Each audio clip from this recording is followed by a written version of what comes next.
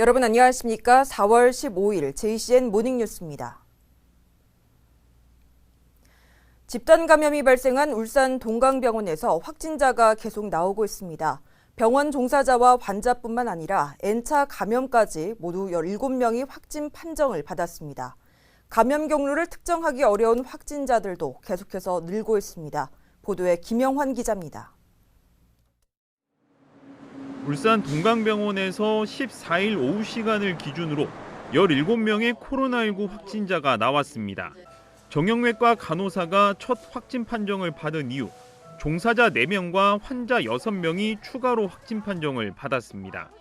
또 N차 감염자까지 나오면서 모두 17명으로 늘었습니다.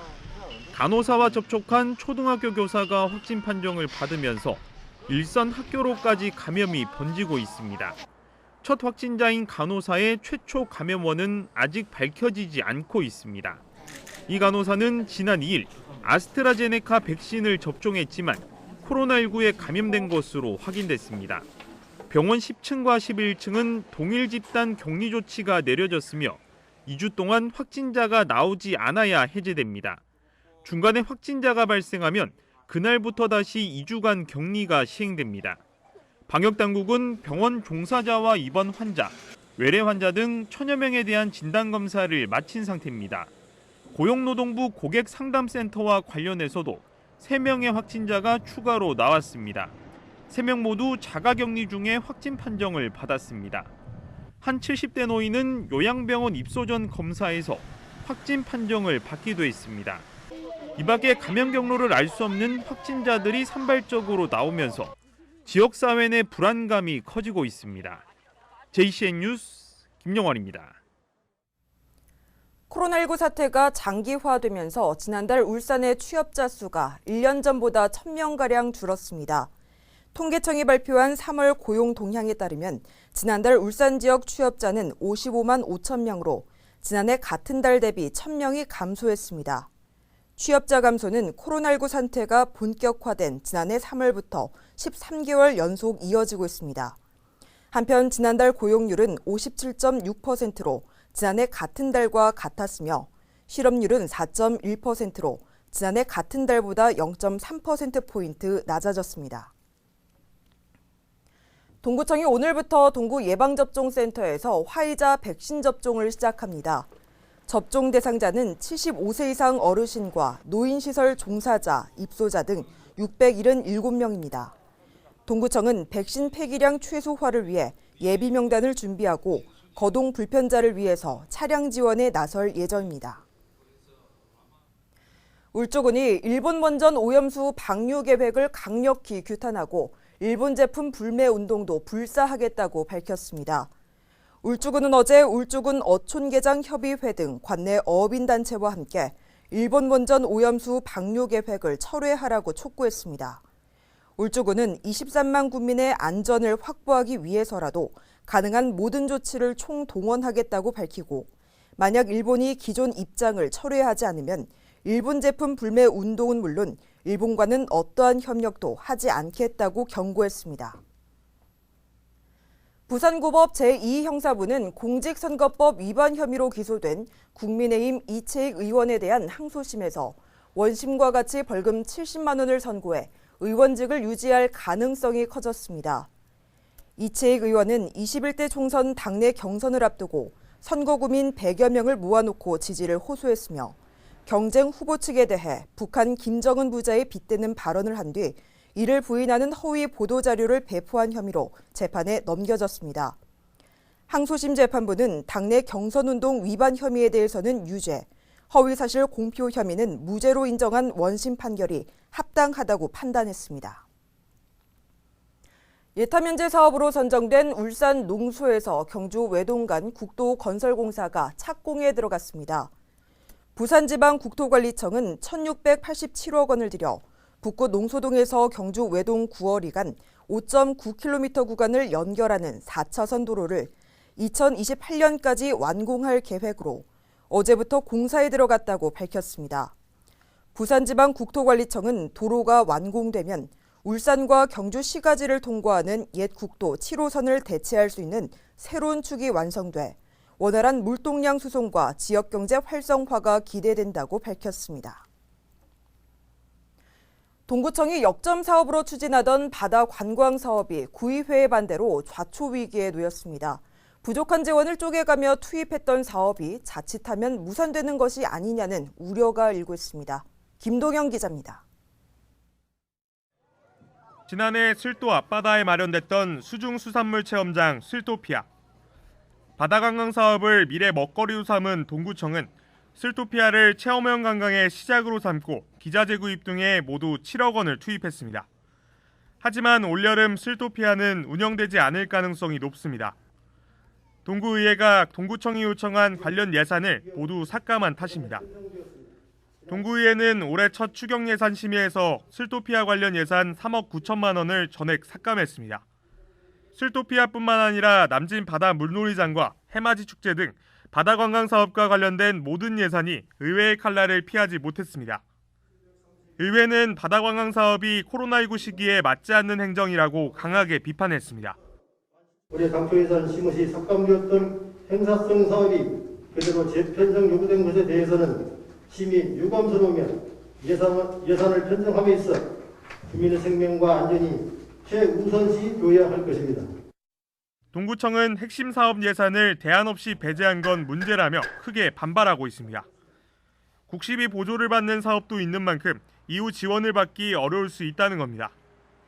일각에선 의회와 구청장이 대립하는 과정에서 나온 정파적인 결정이란 지적도 나오고 있습니다.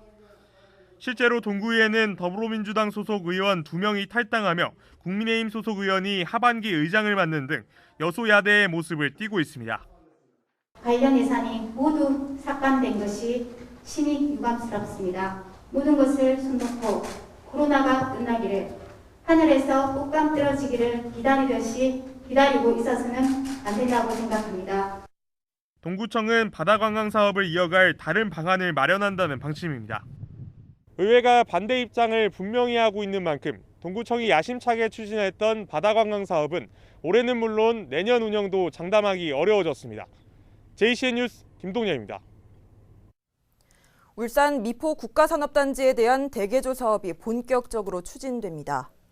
울산시는 어제 산단 대개조 사업 실무회의를 열고 산업단지 혁신안에 대해 논의했습니다. 울산시는 오는 2024년까지 국비 2,870억 원과 지방비 1,055억 원 등 4,791억 원을 투입해 수소전기 자율주행차 등 6개 분야 31개 사업을 추진할 계획입니다. 또 산단 대개조 사업의 원활한 추진을 위해서 스마트 그린 산단 추진단을 구성하기로 했습니다.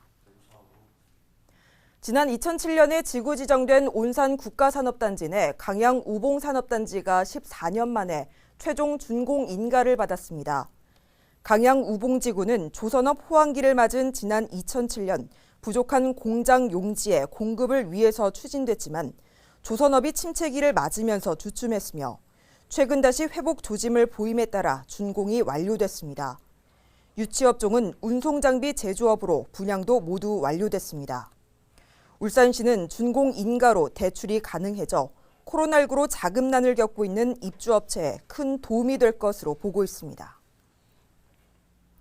울산시 교육청이 2021년 제1회 추가 경정 예산으로 기정 예산보다 667억 원 증액된 1조 8,506억 원을 편성해서 울산시의회에 제출했습니다. 증액된 세입 예산은 중앙정부 이전 수입 376억 원과 코로나19 장기화에 따른 학습 환경 조성과 교원 확충에 177억 원, 교육 환경 개선에 137억 원 등입니다.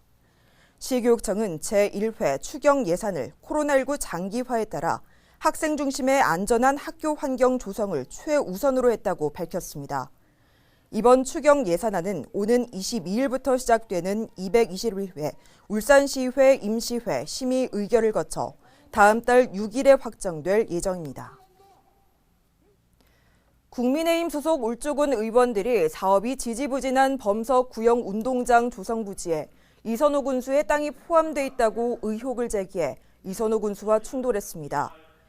어제 열린 울주군의회 본회의에서 야당 의원들은 구형 운동장 조성이 지지부진한 것과 관련해서 집행부에 현장 방문과 토지 보상 내역 정보 공개를 요구했지만 모두 거절당했다며 사업 부지에 이선호 군수의 땅이 포함된 것에 부담을 느낀 것이 아니냐고 질타했습니다. 이와 관련해 발언을 신청한 이선호 군수는 구형 운동장 부지에 선친 땅이 포함돼 있는 건 사실이지만 전임 군수가 사업을 추진한 과정에서 포함됐을 뿐이라고 해명하며 법적인 문제가 있다면 검찰에 고발하라고 맞받아쳤습니다. 신리마을 집단 이주가 주민들과는 물론 한수원과 일부 주민들 간의 갈등으로 지연되고 있다는 JCN 보도와 관련해서 한수원이 집단 이주의 일정 차질은 이주지를 정하지 못하고 있는 일부 주민들 때문이라고 해명했습니다. 한수원은 지난 2012년 8월 한수원과 울주군 신리마을 3자 간에 이주 기본 합의서를 체결한 데 이어 2015년 4월 이주 정착지를 두 곳으로 분리 조성하기로 합의한 상태라고 밝혔습니다. 하지만 덕골지구를 희망한 주민들 외에 나머지 주민들이 제2의 이주지를 선정하지 못하면서 집단 이주 일정에 차질이 생기고 있다고 강조했습니다. 한수원은 신고리 5호기 연료 장전이 착수되는 시점으로부터 3개월 이전에는 퇴거를 완료해야 하고 이에 따라 늦어도 오는 6월까지는 이주 정착지가 최종 선정돼야 한다고 덧붙였습니다. 차량용 반도체 부품의 수급 차질로 현대차의 생산 가동 중단이 현실화하고 있습니다. 울산 1공장에 이어 아산 공장까지 휴업이 논의되고 있는데요. 정부와 업계 수급 전략 마련이 시급합니다. 이현동 기자의 보도입니다. 전 세계적인 차량 반도체 공급 부족 사태가 현대차에도 영향을 미치고 있습니다. 현대차의 첫 전용 전기차인 아이오닉5와 코나 등을 생산하는 울산 1공장이 지난 7일부터 일주일간 휴업에 들어갔습니다. 아이오닉5 구동 모터 생산 설비에 일부 문제가 생긴 데다 반도체 수급 문제까지 겹쳐 생산 조절에 들어간 겁니다. 이로 인한 생산 차질은 코나는 6,000대, 아이오닉5는 6,500대가량 될 것으로 예상됩니다. 이런 가운데 그랜저와 소나타 등을 만드는 현대차 아산 공장도 휴업이 논의되고 있습니다. 전장 시스템을 제어하는 PCU가 부족해 주 단위로 재고 상황을 파악하고 있는 실정입니다. 이미 지난 12일부터 이틀간 재택근무에 들어간 아산 공장은 오는 19일부터 이틀간 휴업이 다시 논의되고 있습니다. 물량을 최대한 확보가 되게 되면 정상 근무를 하는데 만약 물량 확보가 되지 못한다면 19, 20일은 휴업한다는 거죠. 또 아반떼를 만드는 현대차 울산 3공장과 소렌토 등을 생산하는 기아 화성 공장은 이번 달 특근을 없애는 등 다른 공장도 생산 조정에 들어갔습니다.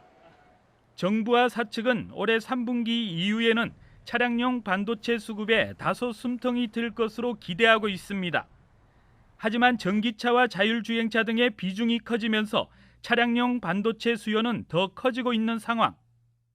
일각에서는 차량용 반도체 수급난이 올 연말을 넘길 수 있다는 전망도 나오고 있어 정부와 업계의 수급 전략 마련이 시급합니다.